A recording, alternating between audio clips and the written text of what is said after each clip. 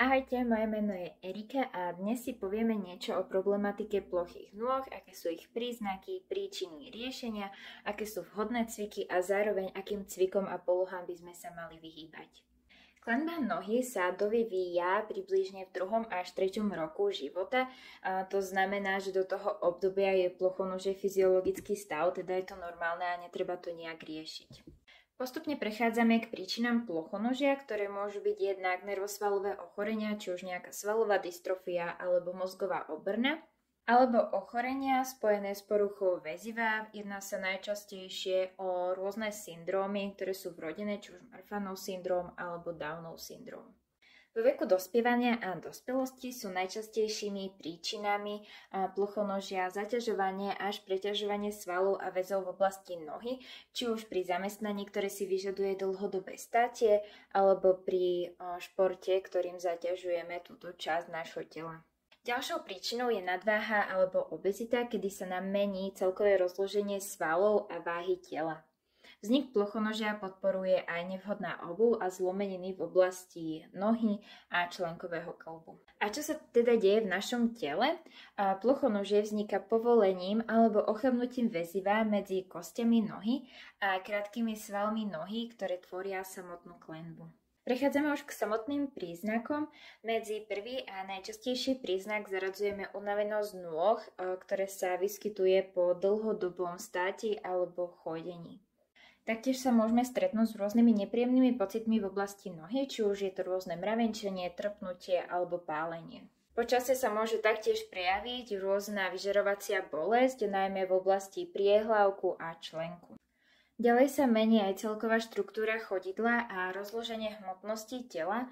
Samotné zaťaženie sa presúva na vnútornú stranu chodidla, čím potom ovplyvňujeme aj postavenie kolenného kĺbu, bedrového kĺbu, chrbtice a celého tela. O diagnostike, meraní plochonožia a stupňoch plochonožia si povieme v nasledujúcom videu. Prechádzame k samotným cvikom. Dôležité je posilňovať všetky svaly a väzy v oblasti nohy a taktiež nezabúdame na nosenie správnej obuvy. V práci a v bežnom živote sa vyhýbame dlhodobému státiu a chôdze so záťažením, vyhýbame sa skokom z vysokej výšky a bosému chodeniu po tvrdom teréne. Na ktoré cviky by sme sa mali naopak zamerať, je dôležité rozcvičovať a posilňovať samotné ohýbače prstov, čiže robíme rôzne polohy a cviky s prstami na nohách, ďalej využívame uchopovacie cviky, ktoré si aj ukážeme. Taktiež je dôležitá aj samotná masáž chodidiel, ktorej sa budeme venovať v nasledujúcom videu, v samotnom videu. A taktiež je dôležitá aj chôdza na boso po nerovnom teréne, či už využívať nejaké balančné pomôcky alebo nejaké stimulačné vankúšiky, podložky a podobne. Základné pravidlo, ktoré už som aj párkrát spomínala, je, že tieto cviky vykonávame na boso alebo v ponožkách, určite nie v nejakých prezúvkach alebo topánkach.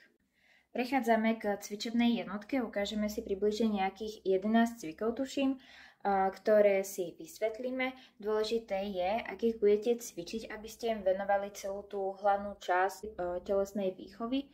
Nie je to taká rýchla rozcvička, ako sme mali v tanečnom videu. Tieto potrebujú viac času, potrebujú, aby ste sa deťom venovali, všetko im vysvetlili, aby to vykonávali správne a aby to malo efekt.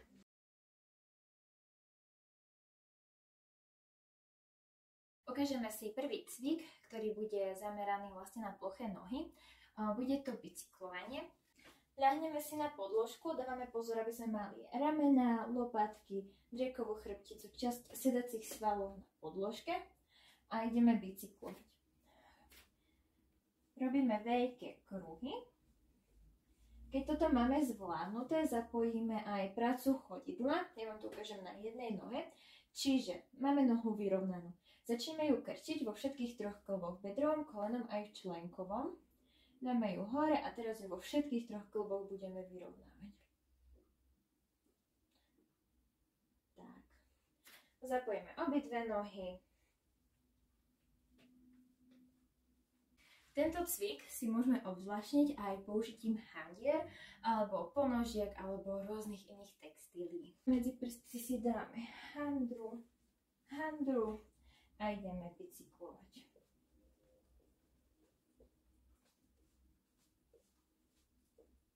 K druhému cviku, čo je chôdza.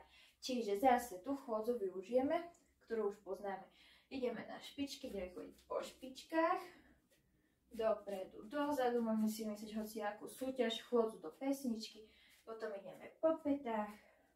Nezabúdame zase na správne držanie tela. Po vonkajšej hrane chodidiel. Tak a po vnútornej.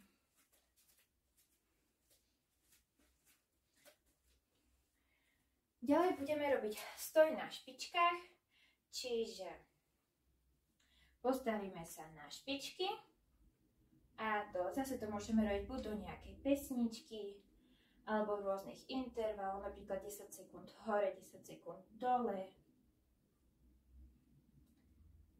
Ďalej budeme robiť taktiež stoj na špičkách, ale s tým, že špičky vytočíme aspoň na nejakého 90 stupňového uhla. Päty máme stále pri sebe a postavíme sa na špičky bez toho, aby sa nám päty od seba odlepili. A chcem mať zaťaženú celú časť predného chodidla, rozložiť váhu na všetky prsty a ideme. Zase to môžeme robiť v rôznych časových intervaloch. Ďalším cvikom bude ukladanie alebo presúvanie rôznych predmetov pomocou chodidiel. Možno buď, ja tu mám nejaké ceruzky, taktiež tu môžeme cvičiť s nejakými hračkami, perami, kockami. A taktiež je to vhodná forma aj napríklad pri upratovaní, keď si rozhádžu hračky, tak daj do stredu nejaké vedro a upracte tieto hračky nohami. Čiže zoberiem a presuniem. Zoberiem, presuniem.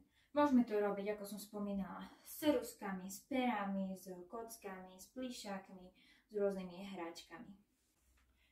Ďalej máme stoj na nohe, kedy budeme stať na nohe s tým, aby nám neutekala panva.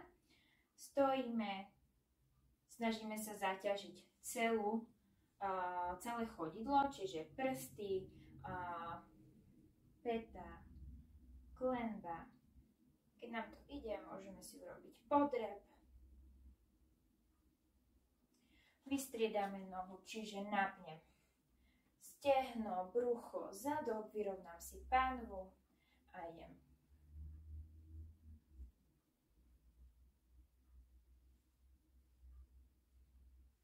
Pranie, utieranie dlášky. Na to zoberieme si zase handru medzi prsty a môžeme s ňou buď ako keby sme chceli prať, alebo si ju zoberieme. Môžeme využiť aj druhú handru, a ako keby sme chceli poutierať dlášku. Môžeme ich prať a takto perieme. Tak.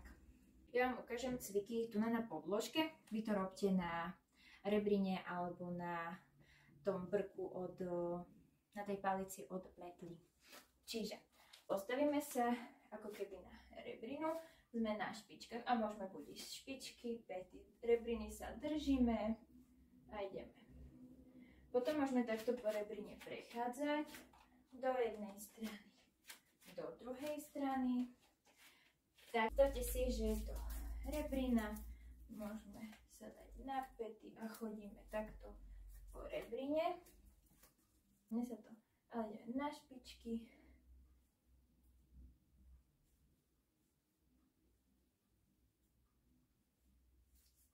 Ďalej môžeme ísť ako keby na päty.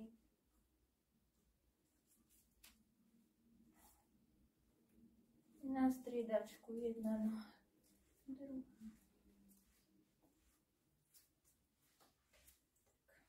Ukázali sme si 11 cvikov na posilnenie klenby nohy. Vy už len skúšajte, cvičte a vidíme sa pri ďalšom videu, ktoré bude taktiež zamerané ešte na tému plochonožia, kde si ukážeme, ako sa meria plochá noha, ako si vypočítame, či máme plochonožie, aký máme stupeň plochonožia. Tak sa majte, ja vám ďakujem za pozornosť a určite tieto cviky zaradte buď do domáceho cvičenia alebo do cvičenia na hodinách telesnej výchovy.